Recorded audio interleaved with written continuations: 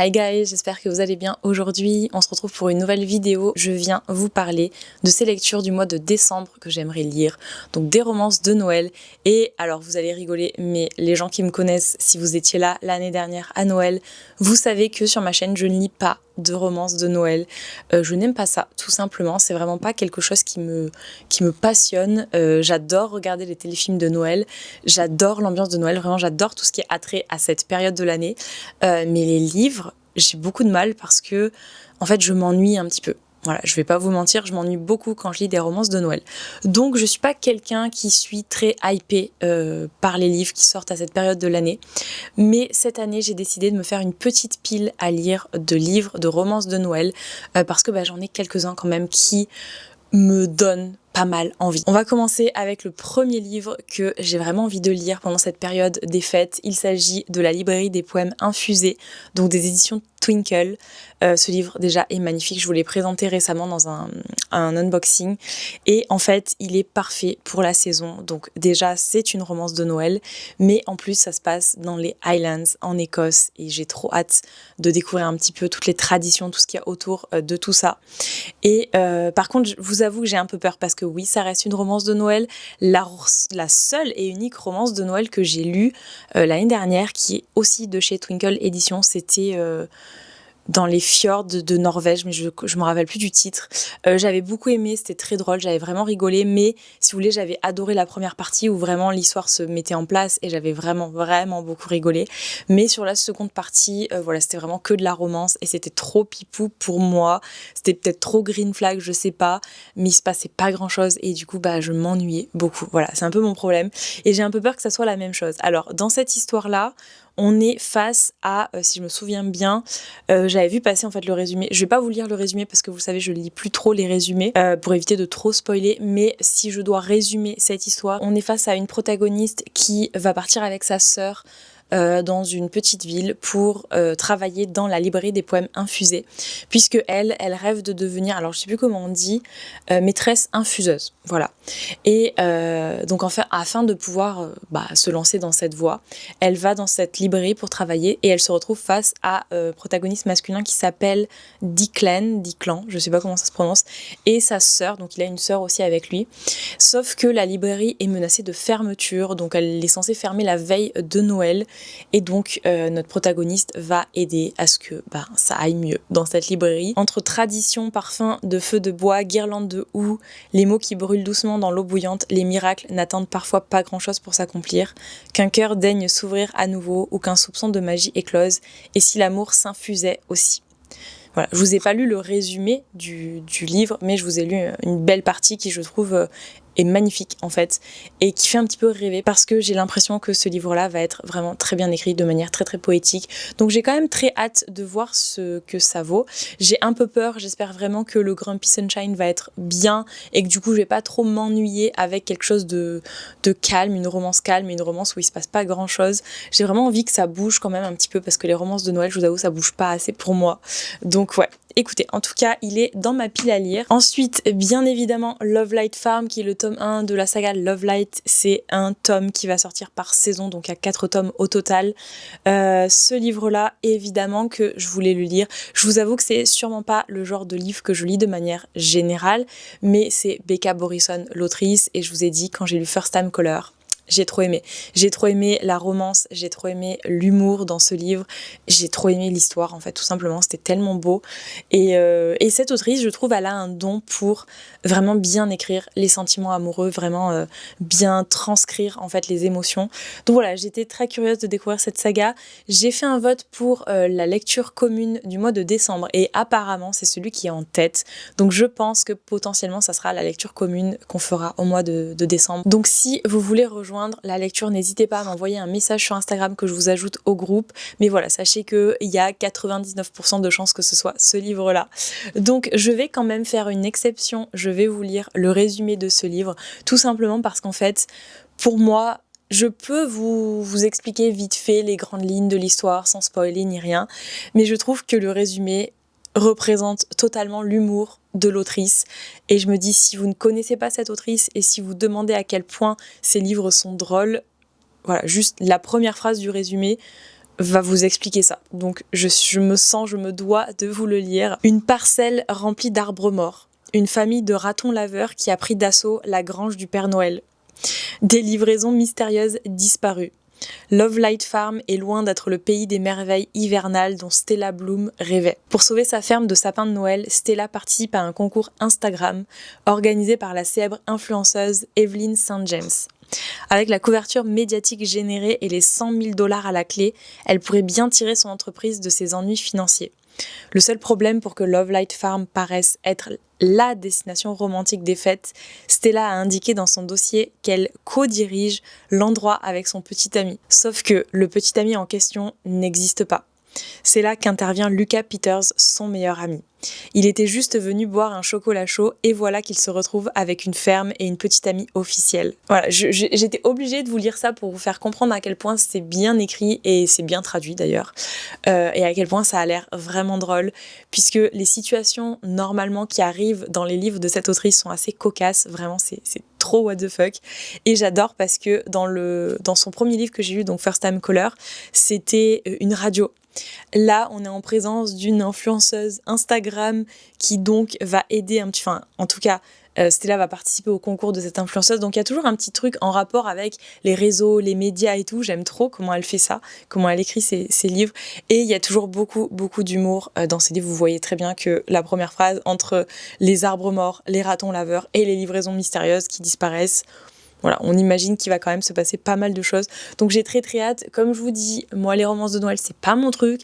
Mais là, personnellement, si c'est écrit par cette autrice, je suis vraiment très curieuse. Je vais continuer à vous parler d'une deuxième romance de Noël de la même autrice, puisqu'en fait, Love Light Farm, c'est une romance de Noël qui déjà était sortie, je crois, l'année dernière aux États-Unis, voire peut-être un petit peu avant. Et je sais que l'année dernière, en tout cas, ça faisait vraiment le buzz et tout le monde lisait ça à Noël. Et cette année, elle a ressorti une autre romance de Noël. Elle est traduite en français, je crois, chez Collection et H. Moi, j'attends la VO puisque je l'ai commandée hier. Alors le titre en français, je sais plus. Le titre en anglais, c'est Good Spirit. Alors oui, je me suis fait mes petites notes ici pour pas oublier. Donc c'est Good Spirit en anglais. Je vous mettrai dans tous les cas la photo dans la vidéo. Et en fait, on est en présence d'un protagoniste qui est un fantôme qui va hanter certaines personnes pour Noël. En gros, c'est un peu son délire d'aller hanter les gens pour Noël. Et là, il va tomber donc sur notre protagoniste féminine, bien évidemment. Il va être là pour la hanter, sauf que il n'a plus envie de partir à la fin, puisque j'imagine que la romance va se développer entre eux. Je sais pas du tout comment ça va se passer, je sais pas du tout comment l'autrice aura géré cette histoire, mais je vous le dis, c'est Becca Borison et l'humour étant présent dans ses livres, je suis trop curieuse aussi de découvrir cette romance de Noël. Je me dis, c'est tellement original. Quand il y a des histoires comme ça de fantômes, moi j'adore parce que c'est justement original et je me dis à chaque fois comment ça va finir, comment la romance est possible entre les deux. Donc voilà, j'attends vraiment de voir ça, mais ce genre de romance un petit peu paranormale, j'adore ça. Donc si c'est pour Noël, c'est pour les fêtes, c'est vraiment trop trop cool.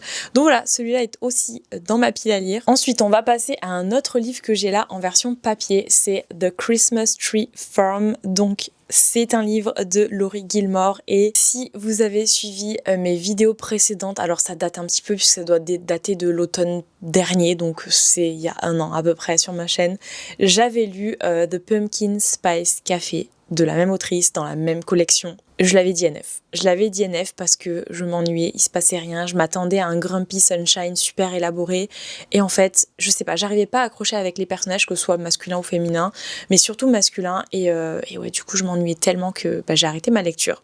Entre-temps, le livre est sorti en VF, beaucoup de gens l'ont lu et beaucoup de gens ont dit à peu près pareil, c'était très mitigé sur les réseaux. Il y avait des avis positifs et il y a eu beaucoup d'avis mitigés sur cette saga, enfin sur ce premier tome, mais sur la saga de manière générale. Or, celui-ci a aussi été traduit en français récemment et je vois énormément de chroniques qui arrivent ces jours-ci et qui sont aussi négatives. Donc je vous avoue que j'ai très peur, mais je me dis j'ai tous les livres de cette collection, notamment parce que je les trouve trop beaux. Donc c'est vraiment pas des livres que je vais revendre, je vais vraiment les garder, mais je me dis autant le lire pour la période de Noël et si vraiment j'aime pas, au pire des cas je vais le DNF à nouveau, comme le tome sur l'automne en tout cas. Mais voilà, j'ai quand même envie de le découvrir, j'ai envie de laisser sa chance à ce livre et à cette autrice. En plus, c'est une histoire qui a l'air assez mignonne puisque... Par contre, il y a un truc que je comprends pas trop, je vais vous expliquer un petit peu le pitch. C'est qu'on est face à une protagoniste qui va acheter une ferme de sapins de Noël alors qu'elle déteste Noël, littéralement. Donc déjà, ça c'est bizarre, je vois pas trop pourquoi elle fait ça. Est-ce que c'est une obligation ou quoi? Je sais pas. Je lirai, je verrai bien. Et on a un protagoniste masculin qui se retrouve bloqué par la neige et qui se retrouve donc à cohabiter avec elle dans sa ferme, puisqu'il ne peut pas partir apparemment, il y a trop de neige, donc il ne peut pas partir. Donc ça, j'ai déjà lu des histoires comme ça. À la base, j'ai pas forcément trop kiffé ce genre de plot, mais écoutez, on verra bien. Normalement, j'aime bien tout ce qui est proximité forcée, donc je vais quand même lui laisser une chance. Je vais pas trop partir avec des idées, voilà. Je sais que quand j'ai lu celui sur l'automne, j'avais vraiment des attentes. Et je pense que c'est ce qui a fait aussi que j'ai moins aimé. Là, je sais déjà que c'est pas, même si ça a hypé sur les réseaux, c'est pas forcément les meilleurs livres qu'on puisse trouver. Donc je sais déjà que je peux être déçue et que je peux forcément DNF ce livre. Donc je vais y aller tout doucement et puis on verra bien ce que ça donne. Et ouais, je vous disais, je ne comprends pas parce que, donc déjà la protagoniste, elle aime pas Noël, elle a une ferme de sapins de Noël. Et le protagoniste masculin, il aime pas Noël non plus, il débarque, il va se retrouver dans cette ferme, mais il va finir par aimer Noël parce que dans la ferme, alors je sais plus, mais c'était un truc en mode il va avoir des chocolats chauds, il va avoir de la musique de Noël, l'ambiance de Noël, tout ça. Mais je me dis, si la femme qui a la ferme de Noël, elle peut simplement avoir la ferme avec les sapins, mais elle n'est pas obligée de faire une ambiance de Noël si elle aime pas Noël. Mais j'ai l'impression qu'il y a une ambiance de Noël, puisque lui, il va arriver là-dedans, il aime pas Noël et il va finir par kiffer. Je trouve ça bizarre en fait, donc je sais pas trop. Je me dis ça aurait été mieux que la protagoniste elle aime Noël et qu'elle ait sa ferme de sapin de Noël et qu'elle l'enseigne un petit peu, qu'elle dise aux gars ce que c'est Noël, elle lui donne en fait cet amour pour la saison à travers sa ferme. Mais je me dis si les deux ils aiment pas Noël, je sais pas, c'est bizarre quand même. Donc écoutez, j'attends, je vais voir, je découvrirai cette histoire et je vous en reparlerai sur la chaîne. Ensuite, pour les autres livres, pareil, ce sont des livres que soit j'ai commandés et que j'attends en version papier, VO, mais qui sont pas encore arrivés, donc je peux pas les mettre dans cette vidéo, soit ce sont des livres que j'ai en e-book. Donc je vais vous présenter un prochain livre qui est Holiday Ever After, qui est de l'autrice, alors vous allez trop rire aussi, c'est l'autrice qui a écrit Icebreaker. J'ai détesté Icebreaker, je l'ai lu une fois, je l'ai DNF, je l'ai lu une deuxième fois, j'ai avancé un petit peu plus loin, je l'ai DNF à nouveau. J'ai détesté, vraiment, j'ai détesté. Je suis désolée pour les gens qui adorent Icebreaker, qui adorent cette autrice, qui adorent la saga, peu importe. J'ai complètement DNF Icebreaker 2 fois, donc vraiment, c'est pas pour moi. Par contre, son nouveau livre sur la romance de Noël, en fait, Holiday Ever After, à la base, j'ai vu la cover originale, j'ai bien aimé, c'est joli. Mais je me suis dit, c'est pas un livre que j'achèterais, au pire, je lirai, je testerai en e-book, parce que je sais que les livres de cette autrice, c'est pas forcément ce que je préfère. Il y a beaucoup trop de smut et beaucoup trop, notamment de smut que je n'aime pas. C'est le genre de smut que j'ai pas forcément envie de lire. Je préfère les scènes de smut quand il y a vraiment des émotions, du romantisme et tout dedans. Mais quand il y a du smut pour du smut et beaucoup trop détaillé, franchement, ça me fatigue au bout d'un moment. Et croyez-moi que Icebreaker, ça a été une de mes pires lectures au niveau du smut. Et croyez-moi, c'est pas peu dire parce que j'ai lu Punking Around. Là, c'est vraiment que du smut sur 800 pages, je sais plus. Mais pour moi, Icebreaker, il est au même niveau, quoi. Donc, ouais. Bref, donc je suis pas forcément fan du coup de la plume de cette autrice et de ses livres, mais ils ont sorti une édition qui est magnifique. Vraiment, l'édition est trop belle. Je sais pas si je pourrais la voir en photo, je vous la mettrai dans la vidéo si jamais je trouve. Mais du coup, ils ont sorti une édition spéciale du livre pour les fêtes, sauf que elle est rose pastel, rose très très pâle et dorée. Elle est magnifique, le livre est magnifique, l'édition est trop belle. Et je me suis dit, mais ce livre, je le veux en fait. Mais ça m'énerve un petit peu parce que c'est l'autrice d'Icebreaker et je me dis, il y a 98% de chances pour que je n'aime pas, mais le livre est magnifique. Donc, quand j'ai vu que la librairie en Corée venait de recevoir ce livre, je me suis dit, écoutez, c'est l'occasion, je le prends et je vais le lire pour les fêtes. Voilà, parce que je voulais vraiment cette édition et je pensais pas du tout l'avoir, je pensais pas la commander en fait aux US ou quoi, mais quand j'ai vu qu'il l'avait reçue, je me suis dit bon, tant qu'à faire, c'est sur les mêmes prix qu'Amazon, en plus c'est pas forcément plus cher, donc voilà, je me suis dit je vais l'acheter, je verrai bien, je voulais cette édition, ça tombe à pic, je le découvrirai, comme ça je vous en reparlerai, mais j'ai très peu d'attentes sur ce livre-là, j'espère vraiment être agréablement surprise, mais j'ai quand même très peu d'attentes. En revanche, j'ai regardé un petit peu l'histoire. Et on est quand même sur quelque chose d'assez sympa. Je suis pas quelqu'un qui adore non plus les romances au bureau, tout ce qui se passe, enfin au bureau. Quand je dis bureau, je veux dire qui se passe dans le monde de l'entreprise. Je suis pas vraiment quelqu'un fan de ça. Je préfère tout ce qui est à l'université, au lycée et tout. Oui, je sais, je n'ai pas mûri, j'ai 36 ans et je n'ai pas mûri, c'est pas grave. Et du coup, ouais, tout ce qui se passe dans les entreprises, j'aime pas trop, mais là, ça avait l'air sympa puisque ça se passe pas forcément au sein de l'entreprise, mais en tout cas, ça a un rapport avec les entreprises. Donc on est face à une protagoniste qui s'appelle, alors j'ai noté, mais elle s'appelle Clara, voilà. Elle s'appelle Clara et elle travaille dans une entreprise de jouets, sauf que ils vont sortir dans son entreprise une nouvelle poupée et cette nouvelle poupée, apparemment, le design aurait été copié sur un petit créateur, ce petit créateur étant notre protagoniste masculin et qui donc lui, bien sûr, il est très énervé puisqu'une grande entreprise de jouets va reprendre son design et bien sûr, il en veut beaucoup à cette entreprise, sauf que à cause de la mauvaise réputation qui va être faite sur les réseaux, j'imagine, de cette entreprise qui vole les designs d'un petit créateur, Clara va, en échange d'une promotion, elle va être obligée de venir dans le petit village du créateur en question et convaincre les habitants que son entreprise n'a pas volé ce design. Et de là, bien sûr, va découler la romance.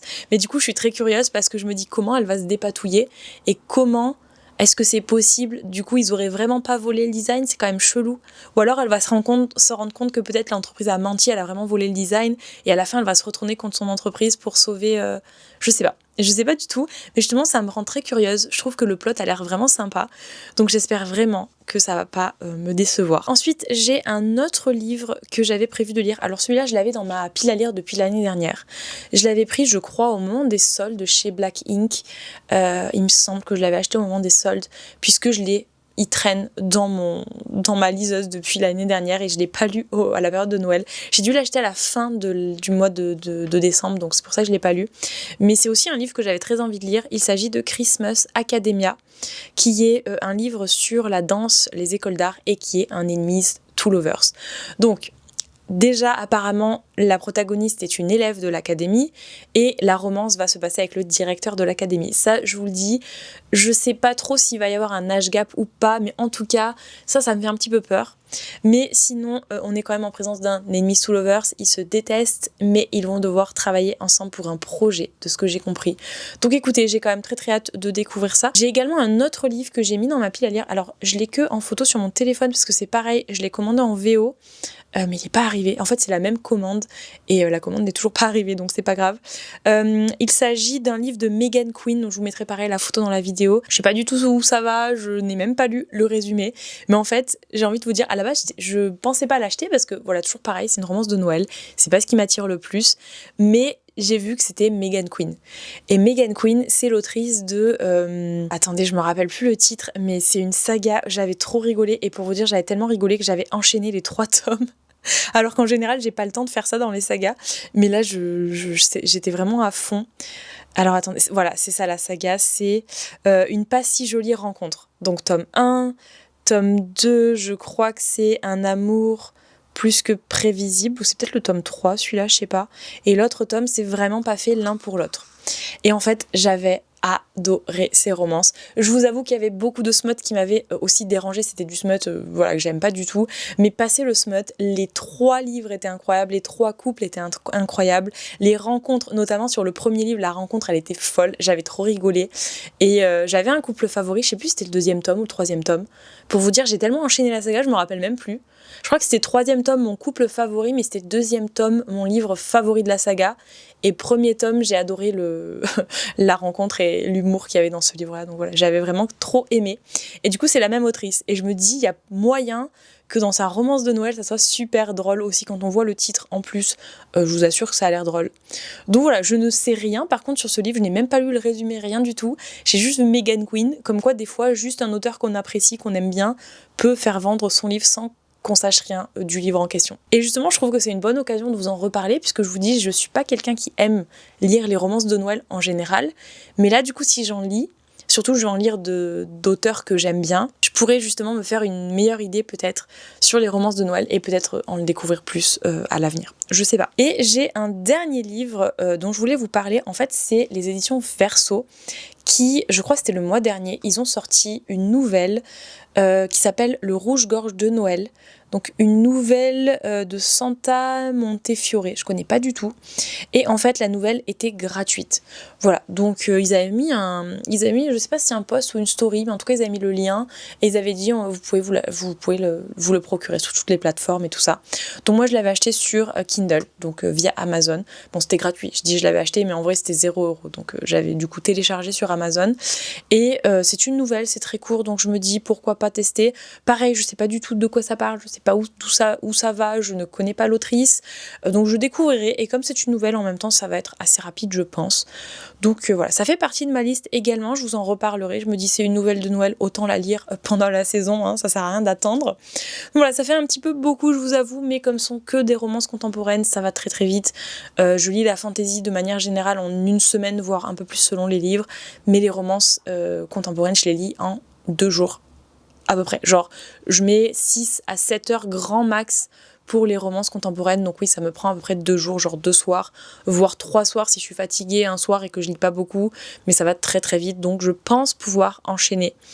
Sauf peut-être pour la VO, je vais lire un peu plus lentement, mais en tout cas, on verra. Si la lecture commune sur Love Light Farm vous intéresse, comme je vous ai dit, n'hésitez pas à me contacter sur Instagram, je vous ajoute au groupe de lecture. Également, je voulais remercier toutes les personnes qui prennent le temps de commenter, que ce soit les vidéos YouTube ou que ce soit Instagram, parce que alors YouTube ça va, ça fonctionne très bien l'algorithme de YouTube, mais l'algorithme d'Instagram il est cassé, les gars, vraiment il est cassé.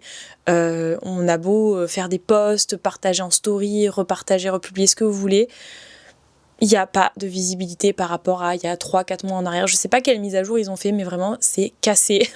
Et du coup ça fait un peu mal au cœur, je vous avoue, de faire des posts et de ne pas avoir de commentaires ou de likes dessous.